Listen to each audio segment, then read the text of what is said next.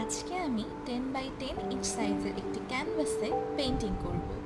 তো পেন্টিংয়ের শুরুতে আমি ম্যারিসের পয়েন্ট নাম্বার শেডটি নিয়েছি। এই শেডটি দিয়েই আমি আমার পেন্টিংয়ের রাফ স্কেচটি করে নিব। ফার্স্টেই একটা স্ট্রেইট লাইন হবে আকাশ ও পানির সীমান্তের ভাগ বোঝানোর জন্য। এই অংশটুকুতে থাকবে প্রকৃতির সবুজ অংশ, গাছপালা। এখানে হবে আমার পেন্টিংয়ের মূল গাছটি।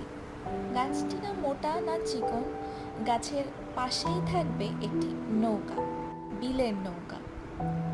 পেন্টিংটা মূলত একটি বিলের দৃশ্য, বৃষ্টি আসার আগ মুহূর্তের দৃশ্য।